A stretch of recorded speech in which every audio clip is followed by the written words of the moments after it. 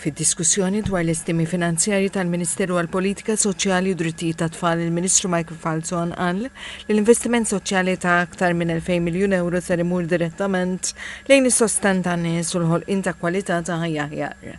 Il-Ministru enfasizza li l-faqar mhuwiex biss perċezzjoni iżda realtà u l-Gvern għandu d-dover li jtaffi u jgħin lil dawk li qed iġarbu dbatijiet kemm fiżiċi kif ukoll soċjali.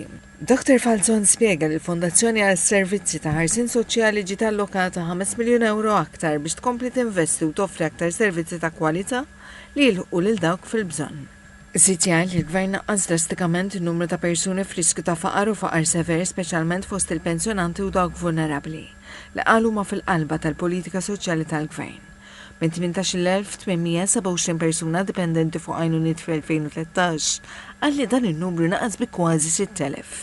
Il-Ministru sama wkoll miżuri ewlenin fil-budget fosthom iż-żieda ta' 82% fl-allokazzjoni għal pensjonijiet mill-2013, l-10 żieda konsekuttiva fil-pensjoni minima nazzjonali u żieda ta' 8 euro fil-ġimgħa għall pensjonanti kollha.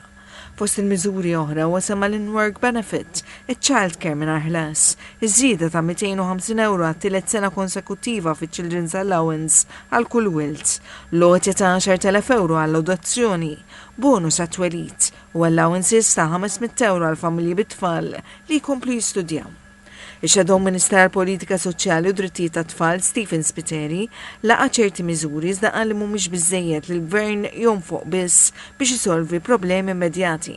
Appella l-strateġiji fit-tul biex jiġu indirizzati sfidi bħal żieda fil-popolazzjoni li qal qed toħloq pressjoni fuq is-servizzi soċjali, fuq is-suq tax-xogħol, l-infrastruttura, s-saħħa u l-edukazzjoni. Dr. Spiteri sostna li fil-waqt li l-mudell ekonomiku tal-Gvern qed jiġġenera tkabbir qed joħloq ukoll sfidi bħal li tal-ħajja u l-kirjiet għoljin li qal jolqtu l-aktar lil vulnerabbli. Saħaq ukoll fuq id-diskrepanzi dejjem jikbru bejn dawk li jaqalaw ħafna u dawk li bil-kemm qed ilaħqu mal-ħajja.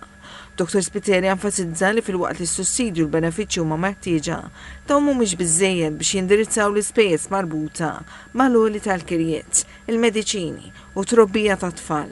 Appella li żied inċentivi u riżorsi biex ikunu appoġġjati l-familji u jkunu mħarġa aktar professjonisti biex jassistu lil dawk li huma vulnerabbli.